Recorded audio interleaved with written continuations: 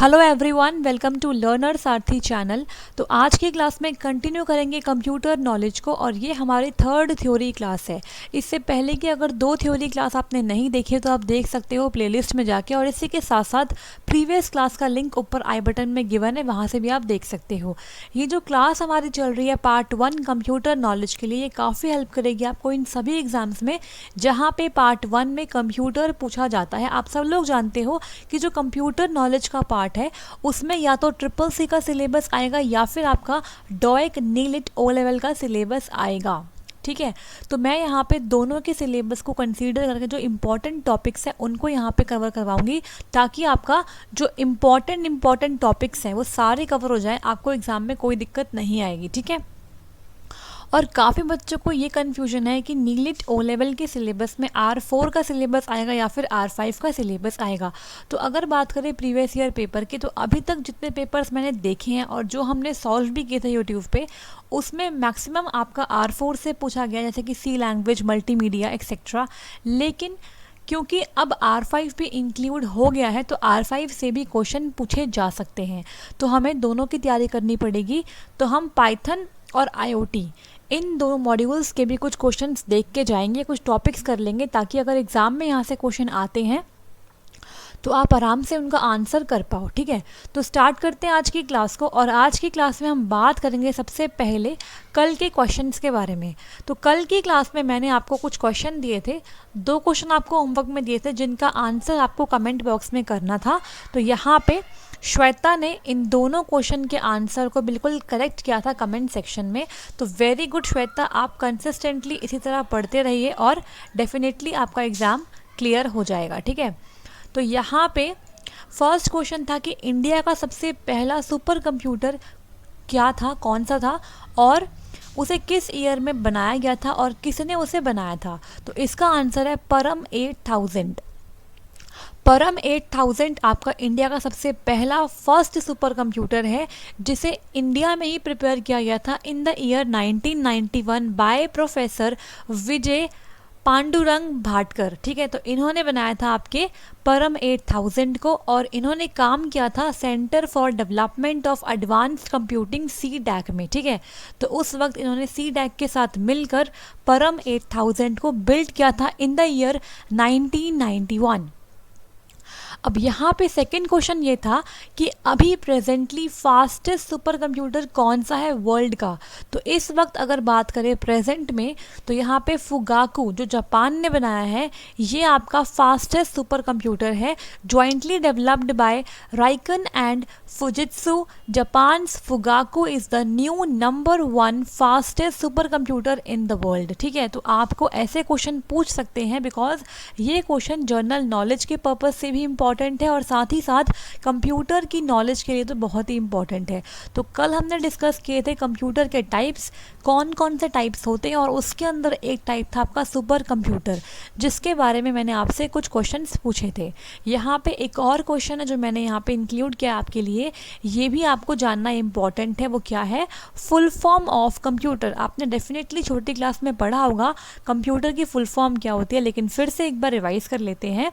तो यहाँ पे C for commonly, O for operated, M for machines, P for particularly, U for used in, साथ में है U। ठीक है, यूज्ड इन टेक्निकल T है, एंड इसके साथ में ही है E for educational and R for research. ठीक है, तो ये पूरी आपकी फुल फॉर्म है कंप्यूटर की। मतलब एक कॉमनली ऑपरेटेड मशीन है जिसका मेन काम क्या है, पर्टिकुलरली यूज़ होते हैं टेक्निकल में या फिर एजुकेशनल रिसर्च के अंदर। ठीक है, तो ये फुल फॉर्म है आपके। आपको इस फुल फॉर्म को ध्यान रखना है। अगर मान लो आपसे MCQ में पूछ लेते हैं तो आपको करेक्ट ऑप्शन मार्क करके वहाँ पे आना है। ठीक है, तो आगे बढ़ेंगे और स्टार्ट करेंगे आज की क्लास को। तो आज की क्लास में हम बात करने वाले हैं कंपोनेंट्स ऑफ कंप्यूटर के बारे में। इन डिटेल पढ़ेंगे आपके सभी कंपोनेंट्स ऑफ कंप्यूटर को। तो स्टार्ट करते हैं। देखो, all types of computers follow the same basic logical structure and perform the following 5 basic operations for converting the raw input data into information useful to their users. तो ये हम पढ़ चुके हैं पहले भी कि सभी जो आपके कंप्यूटर्स होते हैं ना, वो एक बेसिक लॉजिकल स्ट्रक्चर फॉलो करते हैं और वो 5 बेसिक ऑपरेशंस परफॉर्म करते हैं, जिसमें आपका जो इनपुट है, जो आपका रॉ डेटा है, उसे कन्वर्ट किया जाता है इंफॉर्मेशन में, जिसे हम बोलते हैं प्रोसेस डेटा, जो आपकी यूज़र्स के लिए यूज़फुल रहेगी। ठीक है, तो यहाँ पे वो ऑपरेशंस कौन से हैं? टेक इनपुट, पहले इनपुट देते हैं, फिर डेटा को स्टोर करते हैं, देन प्रोसेसिंग करते हैं डेटा पे, फिर हम करते हैं आउटपुट अपनी इंफॉर्मेशन को, and then control the work flow. मतलब जो आपके अबव ये सारे स्टेप्स हैं, इनको बार बार परफॉर्म करते हैं सीक्वेंस में। ठीक है, तो इस तरीके से कंप्यूटर आपके बेसिक 5 ऑपरेशंस परफॉर्म करता है। अब यहाँ पे देखो, इनपुट में क्या होता है? The process of entering data and instructions into the computer system. जिस तरीके से आप अपना डेटा और इंस्ट्रक्शंस देते हो कंप्यूटर के अंदर, उसे बोलते हैं इनपुट। ठीक है, इनपुट का प्रोसेस होना। इसके बाद सेकेंड स्टेप होता है store data, saving data and instruction so that they are available for processing as when required. मतलब जो आपने इंस्ट्रक्शंस और डेटा एज अ इनपुट दिया है कंप्यूटर को, उसको वहाँ पे सेव किया जाता है, ताकि जब भी आपको रिक्वायरमेंट हो प्रोसेसिंग के लिए तो आप उसे वहाँ पे यूज़ कर पाओ। ठीक है, इसके बाद डेटा की होती है processing, performing arithmetic and logical operations on data in order to convert them into useful information. अब डिपेंड करता है कि आपके डेटा पे आप कैसा ऑपरेशन परफॉर्म करवाना चाहते हैं, अरिथमेटिक या फिर लॉजिकल, उस अकॉर्डिंग उस पर ऑपरेशन परफॉर्म होता है, एंड देन यूजफुल इंफॉर्मेशन में उसे कन्वर्ट किया जाता है। लास्ट आपका 4th स्टेप होता है output the information, the process of producing useful information और results for the user such as printed report और विजुअल डिस्प्ले। तो आपको आपका रिजल्ट जो है, जो आउटपुट है, वो आपको प्रिंटेड रिपोर्ट की फॉर्म में मिल सकता है, या फिर आपके विजुअल डिस्प्ले, आपके मॉनिटर पे भी डिस्प्ले हो सकता है। ठीक है, अब लास्ट स्टेप क्या होता है कि control the work flow, directs the manner and sequence in which all the above operations are performed. किस तरीके से ये सारे ऑपरेशंस परफॉर्म होंगे, उन्हें मैनेज करने का जो तरीका है, कंट्रोल करने का जो तरीका है, वो आपका लास्ट स्टेप होता है। ठीक है, तो आगे बढ़ेंगे और यहाँ पे हम देखेंगे कंपोनेंट्स ऑफ कंप्यूटर को डिटेल में। तो देखो, इस टाइप से हम कंपोनेंट्स ऑफ कंप्यूटर पढ़। फर्स्ट इज इनपुट यूनिट, जहाँ से आप डेटा प्रोवाइड करते हो आपके सीपीयू को। ठीक है, इसके बाद आपका है सीपीयू। अब सीपीयू के अंदर देखो क्या होता है, कंट्रोल यूनिट होता है और अरिथमेटिक लॉजिकल यूनिट होता है, एंड साथ ही साथ यहाँ पे आपकी मेमोरी यूनिट भी आती है। ठीक है, तो यहाँ पे इसके बाद ये आपका हो गया सेकंड नंबर पे, और फिर आपका हो गया थर्ड नंबर पे क्या, आउटपुट यूनिट। ठीक है, तो सीपीयू के अंदर ही हम इसे कंसिडर करते हैं किसी मेमोरी यूनिट को, और यहाँ पे इन सब को आपस में कम्युनिकेट करवाया जाता है, ताकि आपस में जो डेटा है, जो इंफॉर्मेशन है, वो एक दूसरे के पास सेंड और रिसीव करी जा सके, और फिर आपका फाइनल आउटपुट रिलीज़ किया जाता है। तो ये आपके 3 इंपॉर्टेंट कंपोनेंट्स हैं कंप्यूटर के। यहाँ से कई बार क्वेश्चन देखा गया है, कैसे फुल फॉर्म पूछ लेते हैं आपसे, ALU क्या होता है, CU क्या होता है, या फिर आपसे इन डिटेल में कोई भी क्वेश्चन पूछ सकते हैं। तो आगे बढ़ते हैं और स्टार्ट करेंगे सबसे पहले इनपुट यूनिट के साथ। ठीक है, देखो यहाँ पे क्या है, एक minute. Input unit, This unit contains devices with the help of which we enter data into the computer। तो इस यूनिट के अंदर वो डिवाइसेस होते हैं जिसका इस्तेमाल करके आप डेटा को एंटर करते हो कंप्यूटर के अंदर। आप जानते हो different type of input devices होते हैं, आप यूज़ भी करते हो, जैसे कि कीबोर्ड है, माउस है। तो नेक्स्ट क्लास में हम डिस्कस करेंगे इन डिटेल में इनपुट डिवाइसेस और आउटपुट डिवाइसेस को, क्योंकि यहाँ से क्या होता है कि कुछ इंपॉर्टेंट इनपुट आउटपुट डिवाइसेस की फंक्शनैलिटी से क्वेश्चन पूछते हैं और आपसे पूछते हैं कि ये कौन सा डिवाइस है। तो फंक्शनैलिटी आपको ध्यान में रखनी है और उसके बाद आपको आंसर करना होता है। तो नेक्स्ट क्लास में डिटेल में पढ़ेंगे इनपुट डिवाइस को और आउटपुट डिवाइस को। ठीक है, तो यहाँ पे हमने पढ़ा फर्स्ट पॉइंट की इनपुट यूनिट के अंदर आपके वो डिवाइसेस आते हैं जिनकी हेल्प से आप डेटा को एंटर करवा पाते हो कंप्यूटर के अंदर। नेक्स्ट पॉइंट देखो यहाँ पे क्या है, second point, this unit creates a link between the user and the computer. बिल्कुल ठीक बात है। देखो यूज़र मतलब हम लोग हैं, ठीक है, हम, हमारी बात हो रही है यहाँ पे यूज़र की। तो यूज़र को अगर कोई भी डेटा सेंड करना है कंप्यूटर को, तो वो कैसे भेजेगा? ऑब्वियसली इनपुट डिवाइस को यूज़ करके। आप कीबोर्ड यूज़ करते हो, माउस यूज़ करते हो, इन्हीं का इस्तेमाल करके आप कुछ भी परफॉर्म कर पाते हो कंप्यूटर के अंदर, ठीक है। तो यहाँ पे लिंक बनाने के लिए between the user and computer हम इस्तेमाल करते हैं इनपुट यूनिट का। थर्ड पॉइंट देखो यहाँ पे क्या है, the input devices translate the information into a form understandable by the computer. तो जो इनपुट डिवाइस है उनका एक इम्पॉर्टेंट काम ये भी है, और ये इम्पॉर्टेंट है, और यहाँ से मैंने क्वेश्चन देखा है प्रीवियस पेपर के अंदर कि आपसे पूछते हैं कि कौन सा ऐसा डिवाइस है जो ट्रांसलेट करता है इंफॉर्मेशन को एक ऐसे फॉर्म में जो कंप्यूटर समझ सकता है। तो देखो जो भी डेटा हम देते हैं वो होता है ह्यूमन अंडरस्टैंडेबल लैंग्वेज में, जो हमें समझ में आती है, लेकिन कंप्यूटर को समझ में नहीं आती आपकी लैंग्वेज। कंप्यूटर समझता है आपकी मशीन लैंग्वेज, जिसे हम बोलते हैं बाइनरी लैंग्वेज, ठीक है, 0 और 1 की वो लैंग्वेज होती है। तो उस लैंग्वेज में कन्वर्ट कौन करता है? आपका इनपुट डिवाइस, ठीक है। तो ये काफ़ी इंपॉर्टेंट फंक्शन है आपके इनपुट यूनिट का। आगे बढ़ते हैं और बात करेंगे यहाँ पे सीपीयू की, सेंट्रल प्रोसेसिंग यूनिट। इसकी फुल फॉर्म इंपॉर्टेंट है, ठीक है। कई बार बच्चे मैंने देखा है कंट्रोल प्रोसेसिंग यूनिट लगा के आ जाते हैं, लेकिन ये गलत है। इसकी करेक्ट फुल फॉर्म है सेंट्रल प्रोसेसिंग यूनिट, ठीक है।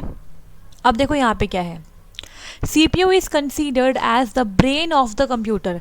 CPU को हम बोलते हैं brain of the computer, because सारी प्रोसेसिंग जो है वो आपका कौन करता है? CPU ही करता है। अगर आपके पास CPU नहीं है तो कुछ भी आपको रिजल्ट नहीं मिलेगा। जो आपने डेटा दिया है उसे यूज़फुल इंफॉर्मेशन में कन्वर्ट करने वाला कोई होगा ही नहीं, ठीक है। तो ब्रेन जो है कंप्यूटर का वो क्या है? आपका CPU है। CPU performs all type of data processing operations, जैसे कि देखो it stores data, intermediate results and instructions. तो CPU सारे आपके जो डेटा प्रोसेसिंग ऑपरेशंस है वो परफॉर्म करता है, जैसे कि डेटा को स्टोर करना, जो हम रिजल्ट्स निकाल रहे हैं उसके बीच में जो इंटरमीडिएट रिजल्ट आ रहे हैं उनको भी स्टोर करना अपने रजिस्टर्स के अंदर, और उसके बाद इंस्ट्रक्शंस और प्रोग्राम को भी क्या करता है? ये स्टोर करता है। It controls the operations of all part of the computer, ठीक है। तो कंप्यूटर के हर पार्ट के ऑपरेशन को कंट्रोल करने के लिए कौन रिस्पॉन्सिबल है? आपका CPU। CPU itself has the following 3 component. तो CPU के अंदर भी क्या है? 3 कंपोनेंट होते हैं। कौन कौन से? आपका एक है ALU, arithmetic logic unit, second is memory unit, and third is control unit. इसे आप CU भी कहते हो। तो कई बार आपको फुल फॉर्म से भी क्वेश्चन देखने को मिल सकता है। तो CPU के फर्दर क्या है? 3 कंपोनेंट्स है, और इन 3 कंपोनेंट से थ्योरी क्वेश्चन पूछा जाता है। तो आगे हम पढ़ेंगे इन तीनों को अभी डिटेल के अंदर इसी क्लास में, ठीक है। तो आगे बढ़ेंगे, और अगर किसी भी पॉइंट में आपको कोई डाउट आता है तो आप कमेंट बॉक्स में पूछ सकते हैं, ठीक है, मैं वहाँ पे रिप्लाई कर दूँगी। तो नेक्स्ट आगे बढ़ेंगे, और यहाँ पे हम बात करेंगे पहले आउटपुट यूनिट की। देखो आउटपुट यूनिट क्या करता है पहले ये समझ लेते हैं, फिर आगे बढ़ेंगे CPU के कंपोनेंट्स को पढ़ेंगे डिटेल के अंदर, ठीक है। देखो the output unit consist of the devices with the help of which we get the information from the computer. मतलब आउटपुट यूनिट के अंदर वो सारे डिवाइसेस होते हैं जिसका इस्तेमाल करके आप कंप्यूटर से इंफॉर्मेशन को रिसीव करते हो, ठीक है। जैसे कि आपका प्रिंटर हो गया, प्लॉटर हो गया, तो ये आपके क्या है? आउटपुट डिवाइस है, जिनका इस्तेमाल करके आप क्या कर सकते हो? आपके जो आउटपुट है, जो इन्फॉर्मेशन है, जो रिजल्ट है आपका फाइनल, उसे रिसीव कर सकते हो कंप्यूटर से, ठीक है। अब देखो this unit is a link between the computer and the users. अगर मैं बात करूँ आपके किसके? इनपुट यूनिट की, तो वहाँ पे था कि वो यूज़र से कंप्यूटर के बीच में लिंक बनाता है। लेकिन अगर हम बात करें आउटपुट यूनिट की, तो ये कंप्यूटर से यूज़र के बीच में लिंक बनाता है, बिकॉज अब हमें कंप्यूटर की इंफॉर्मेशन को यूज़र को ट्रांसफ़र करना है। तो यहाँ पे जो लिंक है वो अब रिवर्स हो गया है, ठीक है। पहले आप यूज़र से कंप्यूटर की तरफ लिंक बना के जा रहे थे, अब आप कंप्यूटर से यूज़र की तरफ जा रहे हो, ठीक है। तो यहाँ पे ये डिफरेंस है, समझ लिया आपने। देखो next case, output devices translate the computer's output into a form understandable by the users। तो जिस तरीके से इनपुट डिवाइस हमारे डेटा को कन्वर्ट करता है एक अंडरस्टैंडेबल फॉर्म में जो कंप्यूटर समझ सके। ऐसे ही आउटपुट डिवाइस क्या करता है, ट्रांसलेट करता है कंप्यूटर के आउटपुट को एक ऐसी फॉर्म में जो कि यूज़र्स मतलब हम लोग अंडरस्टैंड कर सकें। ठीक है, तो यहाँ पे आप देखते हो जिस तरीके से आप इनपुट करते हो उसी तरीके से आपको आउटपुट मिल जाता है, लेकिन इंटरनली क्या होता है, ट्रांसलेशन होती है, कन्वर्जन होता है जो आपको नहीं दिखता है। तो यहाँ पे हमने इनपुट यूनिट पढ़ लिया, आउटपुट यूनिट पढ़ लिया और सीपीयू को पढ़ लिया। अब हम पढ़ेंगे एक एक करके सीपीयू के इम्पॉर्टेंट कंपोनेंट्स को। देखो, सेंट्रल प्रोसेसिंग यूनिट सीपीयू को पढ़ेंगे। अगर बात करें सीपीयू की तो आप मेरे ख्याल से सीपीयू का नाम सुनते ही समझते होंगे कि वो ब्लैक सा जो बॉक्स होता है ना हमारे कंप्यूटर के साथ, वो आपका सीपीयू होता है, लेकिन वो बिल्कुल गलत सोच है हमारी। पहले हम भी ऐसा ही मानते थे लेकिन ऐसा नहीं है। देखो, जो आपका सीपीयू होता है ना वो आपका ब्लैक बॉक्स नहीं होता। जो ब्लैक बॉक्स होता है ना, देखो ब्लैक बॉक्स तो आपका पैनल होता है, वो क्या है, आपका पैनल है। उसे आप पूरे को बोलते हो सिस्टम यूनिट है, वो आपकी क्या है, सिस्टम यूनिट। लेकिन अगर मैं बात करूं आपके सीपीयू की, तो सीपीयू क्या है आपका, सीपीयू आपका बेसिकली है प्रोसेसर। आप सुनते होंगे Intel core i3, i5, i7 processor. तो जो आपका मेन सीपीयू होता है ना वो आपका प्रोसेसर होता है। तो आप ये मत कंफ्यूज होना कि जो ब्लैक कलर का बॉक्स रखा होता है आपके कंप्यूटर के साथ वो आपका सीपीयू होता है। ठीक है, सीपीयू क्या होता है, आपका प्रोसेसर होता है। आई बात समझ में। अब देखो, central processing unit CPU consist of the following features. तो एक बार फिर से इसके इंपॉर्टेंट फीचर्स देख लेते हैं। यहाँ पे क्या है, देखो हमने पढ़ लिया, एक बार फिर देख लो। सीपीयू क्या है, आपका ब्रेन ऑफ कंप्यूटर होता है। इसके बाद सीपीयू आपके सब टाइप के जो आपके डेटा प्रोसेसिंग ऑपरेशंस हैं उन्हें परफॉर्म करता है, चाहे वो डेटा को स्टोर करना हो, इंटरमीडिएट रिजल्ट को स्टोर करना हो, या फिर आपके प्रोग्राम और इंस्ट्रक्शन को स्टोर करना हो। और ये आपके कंप्यूटर के हर पार्ट के ऑपरेशंस को कंट्रोल भी करता है। इसके तीन इंपॉर्टेंट कंपोनेंट्स कौन कौन से हैं, मेमोरी और storage unit, control unit and ALU arithmetic logical unit. अब आगे बढ़ेंगे और यहाँ पे बात करेंगे मेमोरी और स्टोरेज यूनिट के बारे में। देखो यहाँ पे ये आपका फर्स्ट कंपोनेंट है सीपीयू का। ठीक है,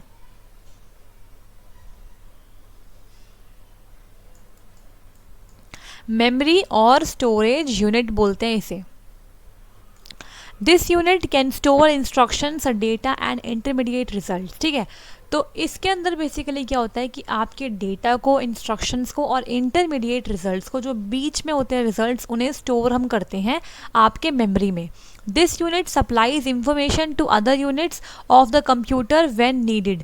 तो ये जो यूनिट है ना ये आपके इंफॉर्मेशन को सप्लाई करती है अदर यूनिट्स को जब उसे किसी को भी ज़रूरत पड़ती है तब। ठीक है, It is also known as internal storage unit or the main memory or the primary storage or random access memory। तो इतने सारे नाम हैं आपके मेमोरी के। अगर आपसे मैं बोलती हूँ मेमोरी, तो मेमोरी से समझ जाना कि हम बात कर रहे हैं रैम की। इसे क्या बोलते हैं, रैम बोलते हैं। रैंडम एक्सेस मेमोरी इसकी फुल फॉर्म है। इसे क्या बोलते हैं, इंटरनल स्टोरेज यूनिट भी बोलते हैं, मेन मेमोरी भी बोलते हैं और प्राइमरी स्टोरेज भी बोलते हैं। तो इतने सारे नाम हैं आपके रैम के। ठीक है, तो मेमोरी बोलते ही समझ जाना कि रैम की बात हो रही है। Size affect speed, power and capability. बिल्कुल ठीक बात है, जो आपके रैम का साइज़ है वो स्पीड को, पावर को और कैपेबिलिटी को अफेक्ट करता है। इसीलिए आप देखते हो कि रैम जो होती है, अगर आपके पास कम साइज़ की रैम है तो आपका सिस्टम स्लो रिस्पॉन्ड करेगा, बिकॉज जो भी आप प्रोग्राम या डेटा कुछ भी आप करवा रहे हो कंप्यूटर में रन, तो वो सबसे पहले आपके रैम में ही आएगा, उसी के बाद वो चलेगा। ठीक है, तो हर प्रोग्राम रैम में आता है और फिर वो प्रोसेस बनता है और फिर वो काम करना शुरू करता है। ठीक है, तो अगर रैम आपकी छोटी होगी तो डेफिनेटली स्पीड, पावर और कैपेबिलिटी ऑफ कंप्यूटर आपकी अफेक्ट हो जाएगी। Primary memory and secondary memory are the two important type of memories in the computer. Functions of the memory unit are। तो हम आगे आने वाली क्लास में मेमोरी को डिस्कस करेंगे, कैश मेमोरी क्या होती है, प्राइमरी मेमोरी क्या होती है और सेकेंडरी मेमोरी क्या होती है। लेकिन अभी समझ लो कि अगर हम इंपॉर्टेंट बात करें मेमोरीज़ की, जो ब्रॉडली हमने डिवाइड किया है मेमोरी को, वो दो कैटेगरी है, प्राइमरी मेमोरी और सेकेंडरी मेमोरी। तो यहाँ पे फंक्शंस क्या है आपकी मेमोरी के, सुन लो।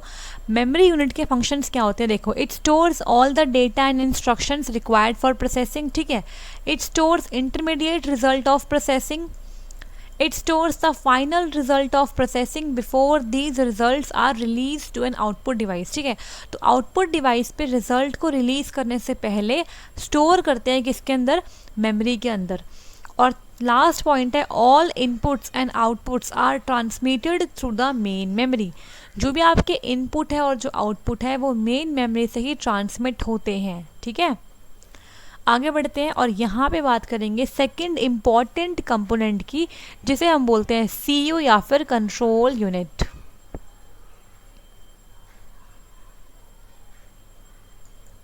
देखो यहाँ पे क्या है, this unit control the operation of all part of the computer. तो सीपीयू का वो कंपोनेंट जो आपके हर एक पार्ट के ऑपरेशन को कंट्रोल करता है उसे बोलते हैं कंट्रोल यूनिट. ठीक है, मतलब कि आपका प्रिंटर कैसे काम कर रहा है, आपके पास अगर फ्लॉपी डिस्क है या फिर आपके पास कोई और डिवाइस है, स्पीकर है, कुछ और भी है, तो उनके ऑपरेशन को कंट्रोल करने के लिए सीपीयू का कंट्रोल यूनिट कंपोनेंट हेल्प में आता है. ठीक है, but does not carry out any actual data processing operation. ये बहुत ही इंपॉर्टेंट पॉइंट है, यहाँ पे इसे हाईलाइट कर रही हूँ बिकॉज मैंने खुद देखा है इस क्वेश्चन को. अभी कुछ ही दिन पहले एग्ज़ाम हुआ था एक, उसके अंदर यहाँ पे पूछा गया था कि, एक मिनट, सीपीयू का ऐसा कौन सा कंपोनेंट है जो कंट्रोल करता है आपके कंप्यूटर के अलग अलग पार्ट्स को, लेकिन वो खुद से कोई भी एक्चुअल डेटा प्रोसेसिंग ऑपरेशन नहीं परफॉर्म करता. मतलब जो आपका कंट्रोल यूनिट होता है वो खुद से कोई भी डेटा प्रोसेसिंग ऑपरेशन नहीं परफॉर्म करता है, वो सिर्फ क्या करता है, आपके सभी पार्ट्स के ऑपरेशन को कंट्रोल करता है और मैनेज करता है. जैसे कि मान लो एक स्कूल में एक प्रिंसिपल होते हैं, तो प्रिंसिपल सभी टीचर्स को नोट करते हैं और जो स्कूल का करिकुलम है उसका ध्यान रखते हैं, लेकिन वो खुद से कोई टीचिंग तो नहीं करते हैं ना, वो सिर्फ क्या करते हैं, मैनेज करते हैं अपने स्कूल के करिकुलम को, उसके एनवायरनमेंट को देखते रहते हैं. तो उसी टाइप से आपका कंट्रोल यूनिट काम करता है, वो सिर्फ और सिर्फ कंट्रोल करता है, कोई एक्चुअल डेटा प्रोसेसिंग ऑपरेशन नहीं करता है खुद से. ठीक है, तो ये क्वेश्चन पूछा हुआ है इसलिए इम्पॉर्टेंट भी है ये. अब देखो फंक्शंस क्या होते हैं इस यूनिट के, समझ लो. यहाँ पे functions of this unit are, it is responsible for controlling the transfer of data and instructions among other units of a computer. तो अगर हमें ट्रांसफ़र करना है डेटा का या फिर इंस्ट्रक्शन का दूसरी यूनिट के अंदर, तो उसे कंट्रोल कौन करता है, आपका CU. Next is it manages and coordinates all the units of the computer. Computer की सारी यूनिट्स को मैनेज करता है और कोऑर्डिनेट करता है आपका CU. It obtains the instructions from the memory, interprets them and directs the operation of the computer. मतलब देखो, जो डेटा आपने एंटर करवाया इनपुट डिवाइस से आपके सिस्टम के अंदर, वो डेटा आपका स्टोर हुआ मेमोरी के अंदर. अब मेमोरी से उस डेटा और इंस्ट्रक्शंस को ले लिया कंट्रोल यूनिट ने, उसके बाद उसे इंटरप्रेट किया और फिर जिसका जो ऑपरेशन होता है उसे वो काम दे दिया. ठीक है, इसके बाद it communicates with the input output devices for transfer of data और रिजल्ट फ्रॉम द स्टोरेज. ठीक है, तो ये कम्युनिकेट करता है आपके इनपुट और आउटपुट डिवाइसेस से ट्रांसफ़र ऑफ डेटा या फिर रिजल्ट के लिए जो आपके स्टोरेज से होता है. ठीक है, इट डू नॉट प्रोसेस और स्टोर डेटा. ये इंपॉर्टेंट पॉइंट है कि ये ना तो डेटा प्रोसेस करता है ना फिर ये स्टोरिंग करता है, सिर्फ क्या करता है, कंट्रोल करता है. तो यहाँ पे आपको इसके इंपॉर्टेंट पॉइंट्स नोट करने हैं ताकि एग्जाम में कोई क्वेश्चन पूछ ले तो आप दे पाओ इसका आंसर. ठीक है, आगे बढ़े. Next is ALU, arithmetic logic unit. देखो यहाँ पे क्या है, दिस यूनिट कंसिस्ट ऑफ 2 सब सेक्शंस नेमली. तो अरिथमेटिक लॉजिक यूनिट के अंदर 2 क्या है, सब सेक्शन होते हैं. इसकी फुल फॉर्म इंपॉर्टेंट है और साथ साथ इसके दोनों सेक्शन के काम भी इंपॉर्टेंट है. तो यहाँ पे फर्स्ट है आपका arithmetic section, second is logic section. Arithmetic section देखो क्या करता है, function of arithmetic section is to perform the arithmetic operations like addition, subtraction, multiplication and division. देखो यहाँ पे क्या है कि अगर आपके डेटा को अरिथमेटिक ऑपरेशंस की रिक्वायरमेंट है रिजल्ट निकालने के लिए, तो उस टाइम पर आपका जो डेटा है वो जाएगा ALU में, अरिथमेटिक लॉजिकल यूनिट में, और वहाँ पे अरिथमेटिक ऑपरेशंस जैसे कि ऐड करना, सब्ट्रैक्शन करना, मल्टीप्लिकेशन या फिर डिवीजन परफॉर्म होगा वहाँ पे. All the complex operations are done by making repetitive use of the above operations. तो आप जानते हो कि जितने भी आपकी कॉम्प्लेक्स ऑपरेशंस होते हैं, चाहे मैथ्स की बात करो या फिर किसी और चीज़ की बात करो, तो वहाँ पे आपको अरिथमेटिक की बहुत रिक्वायरमेंट रहती है। और यहाँ पे हम रिपीटिशन में यूज़ करते हैं अरिथमेटिक ऑपरेशंस को, कहाँ पे, कॉम्प्लेक्स ऑपरेशन के केस के अंदर। नेक्स्ट जो सेक्शन होता है आपका ALU के अंदर, वो होता है आपका कौन सा, लॉजिक सेक्शन। तो इसके नाम से ही क्लियर है, first is arithmetic, second is logic. एक जगह पे क्या होता है, अरिथमेटिक होता है और एक जगह पे लॉजिक वाला काम होता है, ठीक है। Function of logic section is to perform logic operations. जो आपके लॉजिक ऑपरेशंस होते हैं, जैसे कि कंपेयर करना, सेलेक्ट करना, मैचिंग करना या फिर डेटा को मर्ज करना, तो ऐसे ऑपरेशंस जहाँ पे लॉजिक की रिक्वायरमेंट रहती है वहाँ पे हम यूज़ करते हैं लॉजिक सेक्शन का, ठीक है। तो इस टाइप से इन दोनों सेक्शंस के अलग अलग काम हैं। तो आई होप आपको यहाँ पे थर्ड कंपोनेंट ऑफ CPU भी समझ में आ गया होगा। अगर फिर भी कोई डाउट है आपके माइंड में तो आप कमेंट बॉक्स में कमेंट करके पूछ सकते हैं, ठीक है। तो आगे बढ़ेंगे यहाँ पे और बात करेंगे इम्पॉर्टेंट फुल फॉर्म्स की। तो मैंने यहाँ पे क्या प्लान किया है कि मैं आपको हर एक क्लास में अल्फ़ाबेट वाइज आपको फुल फॉर्म याद करवाते हुए चलूँगी, ताकि एग्ज़ाम में अगर कोई फुल फॉर्म आपसे पूछी जाए तो वहाँ पे आप डेफिनेटली उसका आंसर कर पाएँ, ठीक है। तो यहाँ पे सिर्फ इम्पॉर्टेंट फुल फॉर्म होगी जो आपके एग्ज़ाम में बार बार रिपीट करी गई है, कोई भी एक्स्ट्रा फुल फॉर्म आपको याद करने की ज़रूरत नहीं पड़ेगी। और इन फुल फॉर्म के अलावा आपको कुछ और याद करने की ज़रूरत नहीं है, ठीक है। तो आज हम A करेंगे, कल हम B, C, ऐसे हम करते जाएंगे, ठीक है। अब देखो यहाँ पे बात कर रहे हैं सबसे पहले AI की। तो AI की फुल फॉर्म क्या होती है, आर्टिफिशियल इंटेलिजेंस। आप जानते हो इसका मतलब क्या होता है। हम इस वक्त हैं 5th जनरेशन ऑफ कंप्यूटर में और यहाँ पे हम वर्क कर रहे हैं AI पे, आर्टिफिशियल इंटेलिजेंस पे। मतलब आर्टिफिशियल तरीके से मशीन्स के अंदर इंटेलिजेंस देना यूजिंग एल्गोरिथम्स, ठीक है। उससे क्या होगा कि आपका जो काम है वो और आसानी से हो पाएगा, आपकी जो मशीन्स है वो स्मार्टली एक्ट कर पाएगी। जैसे कि अगर बात करें एलेक्सा की या फिर गूगल असिस्टेंट, तो यहाँ पे AI का इस्तेमाल करके ही इनका वर्क पॉसिबल हो पाया है, ठीक है। Next is ALGOL. एल्गोल आपकी एक लैंग्वेज है, इसकी फुल फॉर्म क्या होती है, एल्गोरिथमिक लैंग्वेज। तो आपको इनकी फुल फॉर्म ध्यान में रखनी है, ये इंपॉर्टेंट फुल फॉर्म है जो बार बार एग्जाम में पूछी गई है, वही मैंने यहाँ पे इंक्लूड करी है, ठीक है। देखो यहाँ पे नेक्स्ट इज ALU। तो ALU की फुल फॉर्म आप सब लोग जानते हो, arithmetic logic unit is the full form of ALU, ठीक है। Next is API। API की फुल फॉर्म काफ़ी इंपॉर्टेंट है। देखो एप्लीकेशन प्रोग्रामिंग इंटरफेस इसकी होती है फुल फॉर्म, ठीक है। इसके बाद ASCII, American standard code for information interchange. आप जानते हो ASCII कोड्स भी होते हैं, ठीक है, जो आपके 7 और 8 बिट्स के अंदर होते हैं। तो American standard code for information interchange, ये इसकी फुल फॉर्म है। जितने भी आपके लेटर्स होते हैं, अल्फ़ाबेट्स होते हैं, ABCD, इन सभी का ASCII कोड अवेलेबल होता है। अगर बात करें, यहाँ पे लिख देती हूँ, देखो कैपिटल A से कैपिटल Z के लिए अलग ASCII कोड्स हैं और स्मॉल a से स्मॉल z के लिए अलग ASCII कोड है। तो कैपिटल A के लिए आपका जो ASCII कोड है वो आपका स्टार्ट होता है, तो ये आपका स्टार्ट होता है 65 से 90 तक। मतलब 65 से 90 तक जो आपके ASCII कोड है वो कैपिटल A से कैपिटल Z तक है। और स्मॉल a की बात करें तो 97 से स्टार्ट होते हैं और 122 तक ये रहते हैं, ठीक है, 122 तक। और ये बात याद रखना कि इन दोनों में जो डिफरेंस है वो 32 का होता है, ठीक है। जैसे कि अगर आप माइनस करोगे 97 माइनस 65, तो यहाँ पे इसका आंसर आएगा 32, ठीक है। तो इन दोनों के बीच में जो डिफरेंस होता है वो 32 का आता है। जैसे कि A का 65, B का 66, C का 67 एंड सो ऑन। ऐसे करते करते Z का होता है 90 और सिमिलरली स्मॉल a का होता है 97, स्मॉल b का 98 and so on, small z का होता है 122, ठीक है। तो एक बार इसको भी याद कर लो, ये 7 और 8 बिट्स के होते हैं, ठीक है। नेक्स्ट इज ASP की full form application server provider, ठीक है। तो ये इसकी फुल फॉर्म है किसकी, ASP की। और एक और भी होती है इसकी एक्टिव सर्वर पेजेस, उसे भी आप लिख लीजिए यहाँ पे, एक्टिव सर्वर पेजेस। ये क्या होता है, ये आपकी स्क्रिप्टिंग साइड लैंग्वेज होती है जिसे हम डिस्कस करेंगे आपकी आगे आने वाली क्लासेस के अंदर, ठीक है। तो दो इसकी फुल फॉर्म है ASP की, एक एक्टिव सर्वर पेजेस है और एक है एप्लीकेशन सर्विस प्रोवाइडर, ठीक है। Next is ATM। तो ATM की भी दो फुल फॉर्म होती है, एक होती है एसिंक्रोनस ट्रांसफ़र मोड और एक होती है ऑटोमेटेड टेलर मशीन।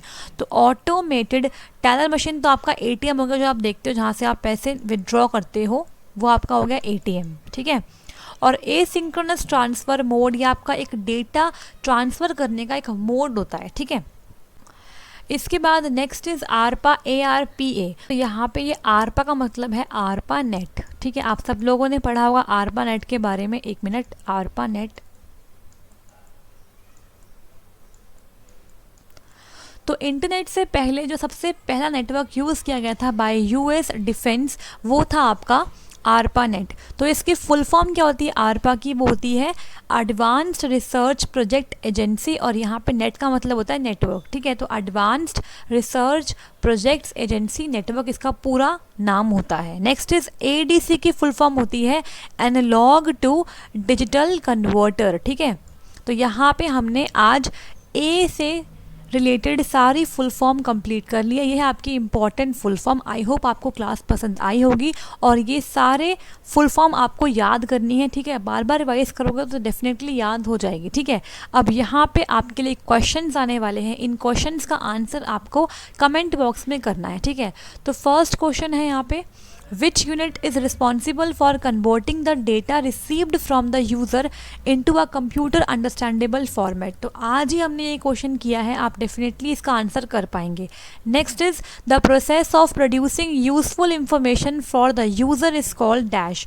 तो दोनों ही क्वेश्चंस का आंसर आप डेफिनेटली कर पाएंगे अगर आपने आज की क्लास ढंग से ली है तो।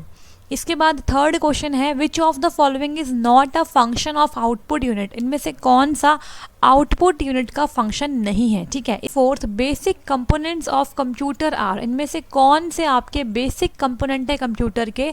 A है, B है, C या फिर D सारे हैं, ठीक है। तो ये सारे क्वेश्चन बहुत ही आसान है। मैं सिर्फ और सिर्फ आज की क्लास पर बेस्ड यहाँ पे क्वेश्चन आपके लिए लेके आई हूँ और आगे भी ऐसा होता रहेगा। जो टॉपिक पढ़ाऊंगी उसी पर बेस्ड क्वेश्चंस आपको करने को दूंगी। तो कमेंट बॉक्स में कमेंट करेंगे और मुझे आज मैक्सिमम आंसर्स चाहिए आप सबसे, ठीक है। अब यहाँ पे एक चीज़ और है, मैंने YouTube के कम्युनिटी टैब में आपके लिए क्वेश्चन डाला है आज का कि the performance of super computer is measured in. तो इस क्वेश्चन का आंसर आपको करना है, वहीं पर कमेंट बॉक्स होता है, वहाँ पे आप आंसर करिएगा कि जो आपका सुपर कंप्यूटर होता है उसकी परफॉर्मेंस को किस में मेजर करते हैं। बहुत ही इंटरेस्टिंग क्वेश्चन है और ये क्वेश्चन भी प्रीवियस ईयर में पूछा गया है, ठीक है। तो इस क्वेश्चन को भी आप करेंगे कहाँ पे?